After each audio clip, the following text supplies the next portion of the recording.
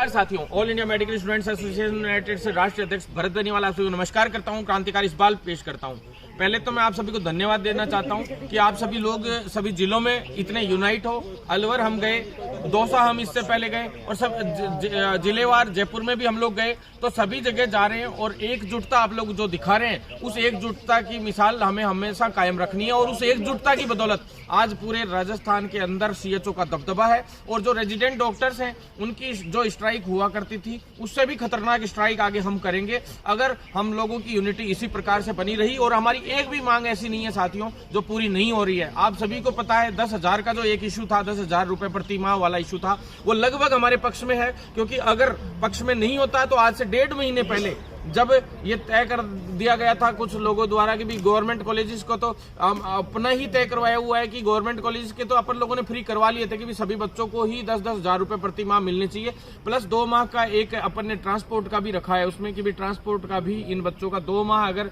Practical duty लगती तो उसके हिसाब से वो करना चाहते तो 2 माह का तो कम से कम ट्रांसपोर्ट का भी 6,000 के करीब रुपए बनता है, वो भी उनको मिलना चाहिए। तो ऐसा लगभग तय भी करवा लिया अपन ने और काफी हद तक पॉजिटिव भी रहा है मामला। और आप सभी को पता है अगर ये कॉलेजेस को देने होते, संस्थानों को देने होते तो शायद आज से 1.5 महीने 1 महीने पहले ही ये उनके अकाउंट में आरयूएचएस के अकाउंट तक तो बजट आ भी गया था, लेकिन आगे नहीं बढ़ाया गया वो बजट। क्यों कॉलेजेस तक? क्योंकि वो रोक दिया गया अपन लोगों की स्ट्राइक की बदौलत, अपन लोगों की मेहनत के बदौलत, अपन लोगों की एकता के बदौलत और अपन लोगों के जुनून की बदौलत और अधिकारों के प्रति जो अपन जागरूक है उसकी बदौलत। तो साथियों इसी तरह से निरंतर अगर अपन एकजुट रहे तो मैं कह रहा हूं आपको दुनिया की कोई ताकत नहीं है कि आप लोगों का अधिकार कहीं से भी छीन ले, थोड़ा सा भी छीन ले। तो साथियों अगली बात आ जाती है 10,000 की, 10,000 की नहीं, सॉरी, हिंदी और इंग्लिश पेपर की। तो साथियों मैं बताऊं आपको सेकंड इशू जो मेन अभी जो चल रहा है, जहां भी मैं जिलों में जा रहा हूं सभी जिलों में अपनी अपनी समस्याएं सभी लोग बता रहे हैं, उसमें एक मुख्य समस्या यह भी निकल के आ रही है। तो समस्या नहीं है साथियों,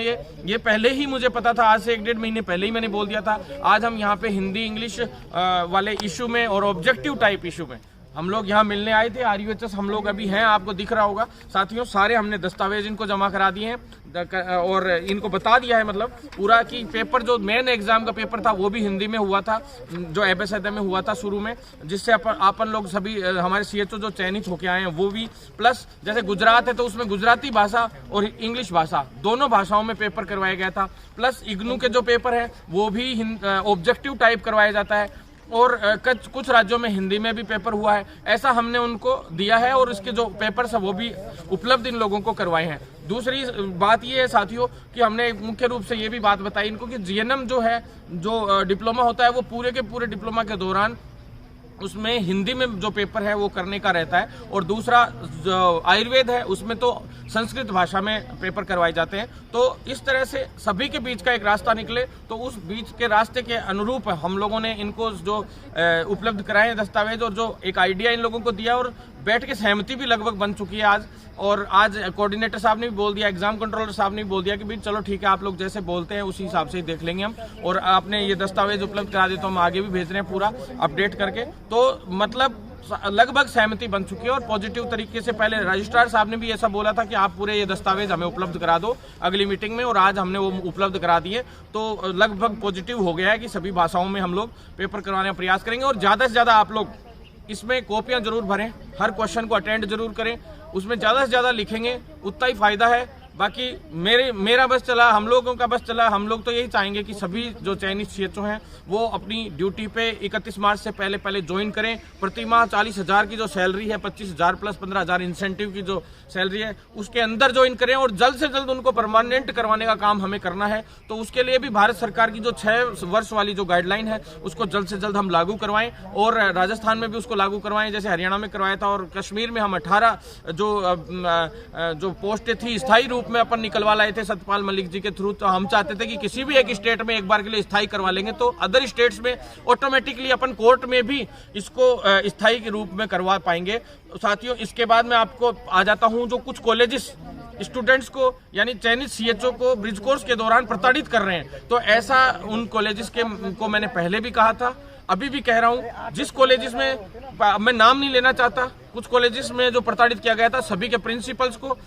प्रिंसिपल्स के पास व अन्य जो डायरेक्टर साहब हैं उनसे भी मैं मिला, सबको फोन भी किए और मैंने साफ शब्दों में भी कहा था, मैं साफ शब्दों में कह रहा हूं कि भाई आप लोग अगर अपना क्राइटेरिया पूरा कॉलेज का कर रहे हो, मतलब आप लोग अपने कॉलेजेस में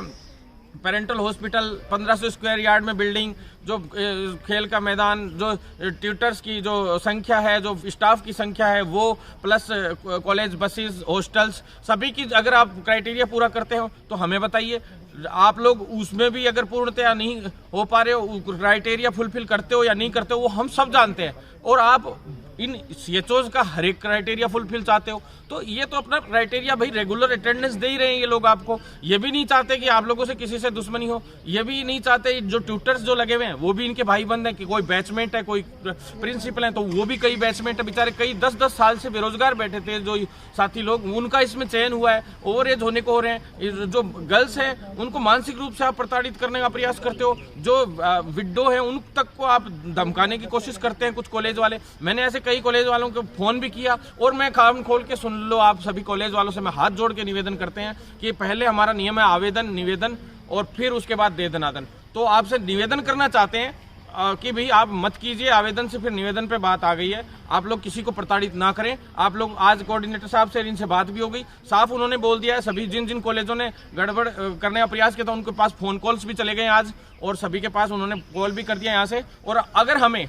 किसी भी हमारे साथी को प्रताड़ित किया गया कि 2 महीने पहले जो हॉस्टल में रहे थे नहीं रहे कोई भी, और उसके बावजूद आप साइन करवा रहे हो कि भी 2.5 महीने से हॉस्टल में रह रहे हैं, आप साइन कर दो, ये कर दो, एफिडेविट बनवाने का प्रयास कर रहे हो, कभी कुछ करने का प्रयास कर रहे हो, तो वो बिल्कुल दिमाग से उतार दीजिए। क्योंकि हम इतने यूनाइट हैं राजस्थान के सीएचओज के, अगर हमारे जच गई तो फिर ठीक नहीं रहेगा। हम चाह रहे हैं अभी एमडी लेवल तक ही हम लोग जा रहे हैं, इससे ऊपर हेल्थ सेक्रेटरी तक जाना पड़ा तो हम हेल्थ सेक्रेटरी तक जाएंगे, वैभव गुलेरिया जी तक जाना पड़ा तो वहां जाएंगे, चिकित्सा मंत्री जी प्रसादी लाल मीणा जी तक जाना पड़ा तो जाएंगे, वहां तक गए भी हैं, लेकिन सीएम तक जाना पड़ा तो भी हम जाएंगे, और सिविल लाइन फाटक यानी सीएम हाउस के सामने हमें बैठना पड़ा तो वहां भी बैठेंगे। फिर आप लोग मत कहना कि आप लोग हमारा विरोध क्यों कर रहे हो, जबकि हमने आज तक आप लोगों का कभी विरोध नहीं किया। अगर आप लोगों को कुछ, भाई ठीक है, कुछ हिस्सा आप लोगों को भी मिलना चाहिए, क्योंकि आप लोगों ने पढ़ाई करवाई है अपनी कॉलेज में, बिजली पानी सब किया है, छोटा मोटा, ऐसा हम नहीं कहते, लेकिन जो हमारे सीएचओ हैं उनका भी खर्चा जो है हुआ है वो उनको मिलना चाहिए, किसी के साथ गलत नहीं होना चाहिए। तो इस तरह का रास्ता भी सरकार ने अभी निकाला है, और बहुत जल्द इसके लिए पॉजिटिव वो आ भी जाएगा। तो कोई भी कॉलेज वाला अगर परेशान करता है, कुछ लोग कहते हैं, 1-2 लोग कहते हैं हमें लीडरशिप करनी है, अध्यक्ष बनना है, ये करना है। अब वो साथी लोगों से मैं ये पूछना चाहता हूँ, तुम जाके किसी विधायक के साथ फोटो खिंचवाया होगे, किसी और के साथ फोटो खिंचवाया होगे, और उसको फोटो को शेयर कर दोगे, उससे कुछ नहीं होता है। आप डायरेक्ट, हम अब कुछ जैसे अब मान लो उदयपुर है, जोधपुर है, कोटा है, कहीं भी किसी भी जगह पे अगर किसी भी कॉलेज में किसी भी बच्चे को परेशान कर रहे हैं, तो तुम्हारी इतनी भी हिम्मत नहीं कि वहां जाके तुम लोग उस एक कॉलेज वाले को धमका के आ सको, वहां पे बच्चों को इकट्ठा करके लेके जा सको, तो तुम लोग फिर कैसे काम चलाओगे। तो सभी साथियों को मैं ये कहना चाहता हूँ कि तुम लोग करो आगे, जितना जो काम करेगा उसको आगे, मैं कह रहा हूं कि लीड करना चाहिए सीएचओ को, लेकिन जो काम नहीं करेगा, सिर्फ दिखावटी रहेगा, उसको भी अपना ध्यान रखना पड़ेगा। तीसरी बात आप लोगों से ये कहना चाहता हूं कि साथियों, अगर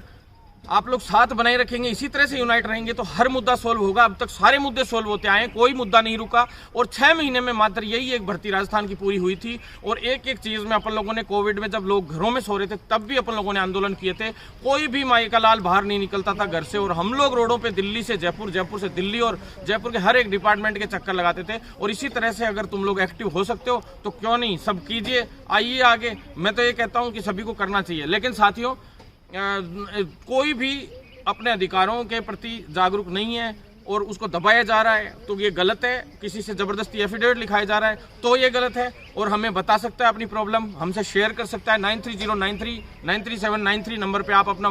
प्रॉब्लम मेरे को व्हाट्सअप करें, मैं बात करूंगा जिस प्रिंसिपल से, जिससे भी बात करनी है, उच्च अधिकारियों से बात करूंगा। अब जिसको सैलरी का इश्यू आता है, कुछ लोगों की सैलरी पेंडिंग चल रही थी, मैं जिलों में इसीलिए जा रहा हूं कि उनकी समस्याओं का सभी साथियों का समाधान कर सकूं। अभी अलवर गए, कुछ ब्लॉक की सैलरी नहीं आई थी, उनको फोन किया मैंने, सीएमएचओ को फोन किया, बीसीएमओ को फोन किया, अकाउंटिंग ऑफिसर्स को फोन कर रहा हूं, और धड़ाधड़ उनके पेमेंट भी अब आते जा रहे हैं सभी ब्लॉक्स के एक एक करके। कोई भी शायद जो लोग करना चाहते हैं, फोटो खिंचाने से नहीं होगा, हर व्यक्ति के लिए पर्सनल प्रॉब्लम समझ के आपको सीएचओ की अगर आप लोगों को लीडरशिप सभी को करनी है, तो मैं भी सभी साथियों यहाँ खड़े हैं उनको भी कहना चाहता हूँ कि आप खुद स्वयं हर एक साथी की परेशानी को आप लो और उस परेशानी को जल्द से जल्द सोल्व करो कि भी सीएमएचओ से बात की, किसी और से बात की, कॉलेज के मालिक से बात की, डायरेक्ट से, तो इस तरह से समाधान होगा। अन्यथा इसी तरह से ये ढर्रा चलता रहेगा। आप सभी से निवेदन है कि साथ बनाए रखें और ये सीएचओ इसी तरह से कामयाब होते रहें। और जल्द से जल्द मैं चाहता हूं कि जो 6400 के करीब सीएचओ चयनित सीएचओ अभी इसमें ब्रिज कोर्स कर रहे हैं और 6400 के 6400 को मैं तो ये चाहता हूं कि ज्वाइनिंग मिले, 31 मार्च से पहले मिले और सारे के सारे पास हों। इतना ही हम तो ऊपर वाले से भी कर सकते हैं और सभी लोगों के लिए प्रयास कर सकते हैं। तो साथियों धन्यवाद, आप सभी ने वीडियो